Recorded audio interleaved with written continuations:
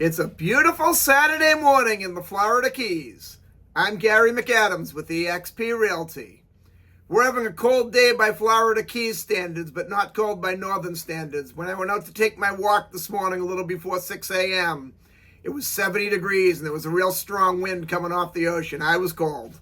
I immediately ran back inside and put on my sweatpants. That was the first day this winter I've had to actually wear long pants in the Keys, and if I have my choice, it'll be the last day and the only day this winter I'll wear long pants. I much prefer my shorts and t-shirt and flip-flops.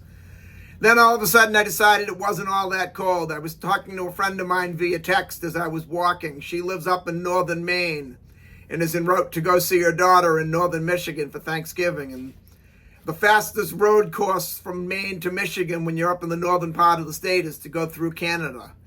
She was in Canada this morning and said it was 19 degrees outside and snowing very heavy. All of a sudden, I didn't feel real cold being 71 degrees, but I'll still take the warm weather every time.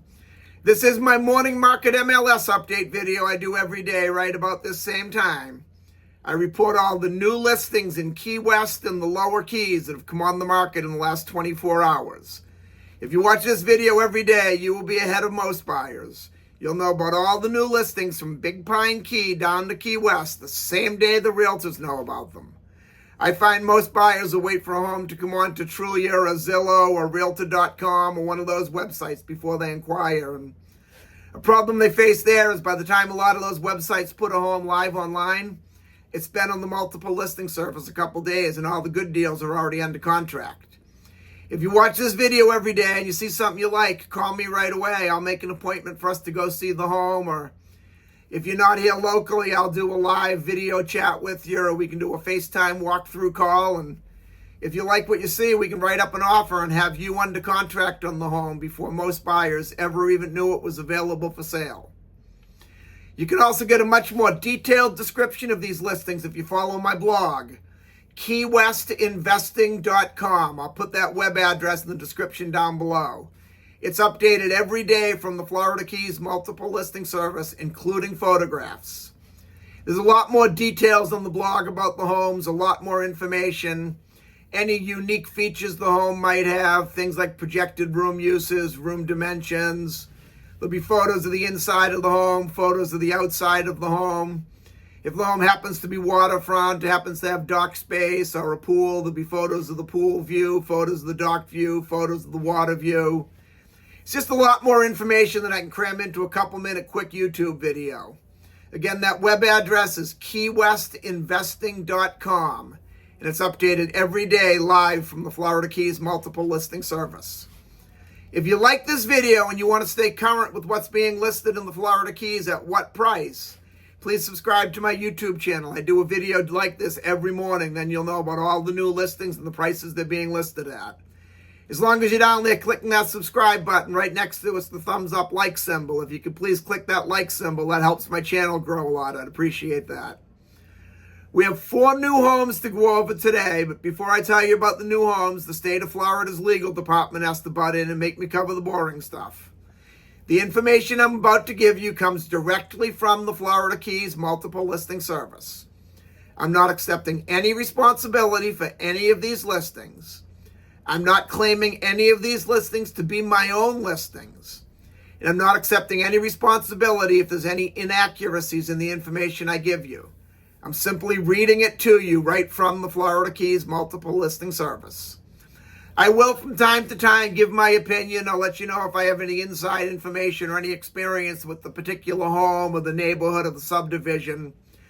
I've lived in the Florida Keys a little over 33 years, and I've been a realtor in the Florida Keys a little over 25 years. So there's a good chance I've been in a lot of these properties before or shown them before when they were for sale another time, or a good chance I'm familiar with the neighborhood. When I do give my personal information, I will clarify that's my personal opinion. Otherwise, you can figure it's coming right directly from the Florida Keys multiple listing service. The first property we have to talk about is a condo on Key West's Old Town neighborhood on Eaton Street. It's a 1-bedroom, 1-bathroom, 740 square foot condo. 740 square feet is actually pretty large for a 1-bedroom, 1-bath condo in Old Town. Most of them are 400 or 500 square foot. Eaton Street is a beautiful street. There's a lot of great homes on it. What this condo is from back in the day when the families had 9 and 10 kids and they had these huge houses. A lot of the developers came in, bought out the houses and turned them into 4 or 5 unit condo complexes. That's what this is. This particular unit has off-street parking, which is very important for Old Town, especially on Eaton Street, where it's a very busy traffic street. That off-street parking is a very valuable feature. It's being offered at $899,000, which is an excellent price for a 740 square foot condo on Eaton Street, so close to Duval Street. My only real concern with this particular properties is the financials. A lot of the smaller condo complexes, I always tell my buyers, if you are interested while you're still in your inspection due diligence period, make sure you look at the condo's financials and most importantly, look at their reserves. Make sure they have a fairly large amount of funds in reserves. What the reserves are used for is if an assessment comes up, if the building needs a new roof, if it needs to be resided, if it needs to be tented for termites. Any major maintenance issues are paid out of the reserves, and if there's not enough money in the reserves to pay that, each individual unit gets an assessment. The assessments aren't all that large in the larger condo complexes that have 150 or so units, but if you're in one of these small houses turned into a 4-unit condo complex, the bill to reside the entire building could be pretty hefty, and you have to pay it basically immediately. So definitely you want to take a look at the financials and most importantly the reserves if you are interested in this particular condo.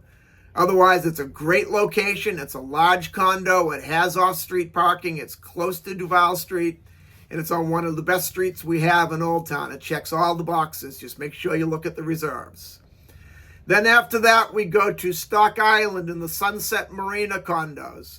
The Sunset Marina condos are obviously right on the Sunset Marina. You get great views from the deck of this particular condo. You're overlooking the marina, watching the sailboats come in and out, the big luxury yachts come in and out. You'll see every boat there from a little 10-foot John boat up to a 75-plus foot luxury yacht and everything in between.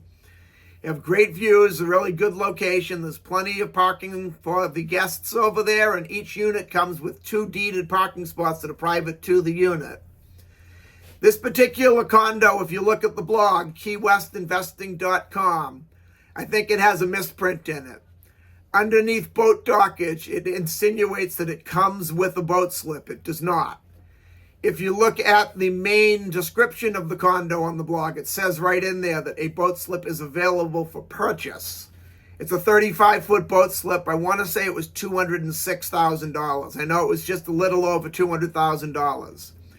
The condo itself, without the boat slip, is being offered at $1,375,000, which is an excellent price for a condo at the Sunset Marina. $206,000 for the 36-foot boat slip, personally, I feel is a little overpriced, but that's just my opinion. By the time you bought the condo and the boat slip, you'd be up around $1.6 million, and I just think that's a little high myself. But again, that's just my opinion. Then we go up to Big Carpet Key on Verde Drive.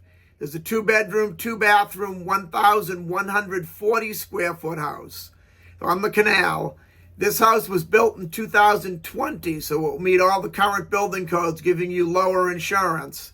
It has 60 foot of dockage and very good boating area. You get deep water boating there, and it's only about a 10-minute drive to Key West. It's being offered at $849,000, which is an extremely low price for a newer house on the water, 10 minutes from Key West. You definitely want to take a look at this one. It's a double-story house, so the second story is actually 3 stories up. The ground level in the Keys, anything built after 1975, has to be 8 foot above sea level. So what we call the first floor is actually about 10 feet in the air. So it's like the second floor in a regular normal building. So you have an excellent view. There's a deck on each floor. There's a beautiful deck off to the side. You're looking at the water. $849,000. I don't expect this property to last long at all. Then the last one we go to Cudjoe Key in an area called Venture Out. Venture Out's a very unique property. It's a gated mobile home community. The biggest feature with Venture Out is you can rent it in one-day intervals. You can rent it like a hotel room, one day at a time, a week at a time, as long as the guest wants to stay, where The majority of Monroe County is 28-day minimum rental period by law unless you have a transient license. And the island of Key West itself is a 30-day minimum rental period by law unless you have a transient license. Most of the venture out units are sold to the investors and the rental people that are buying it as an investment rental income property.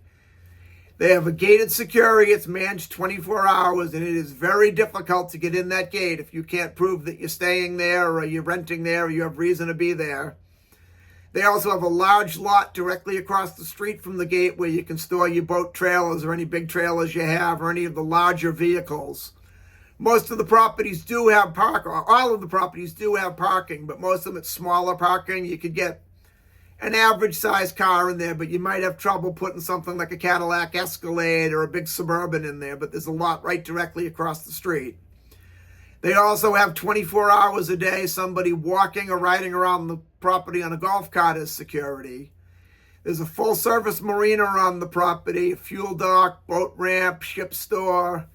They sell bait and tackle, soft drinks, beer and wine, snacks and goodies, sunblock, anything you'd really need for a day on the water.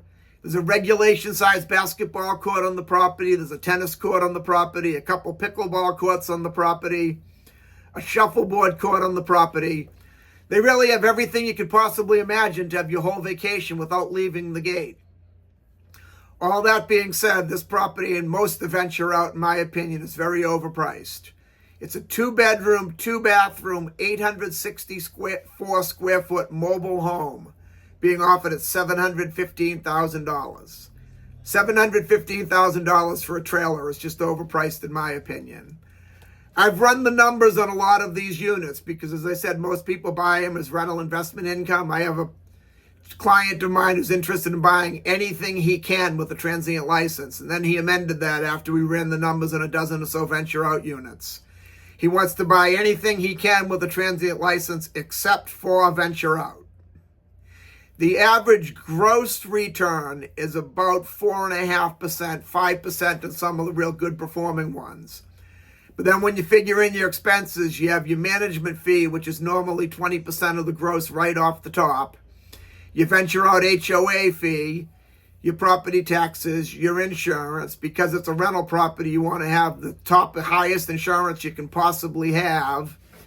Your electric bill, your water bill, you have to allow for vacancies. You're not going to be rented 365 days a year. The average net actual cash on cash return works out to be about 2.5% to 3%. At $715,000, I'd want to see a higher return. You could take $715,000 and put it in a long-term CD in a bank and get over 2.5%, 3%, and there's absolutely no risk of vacancy. There's no risk of damage to the property.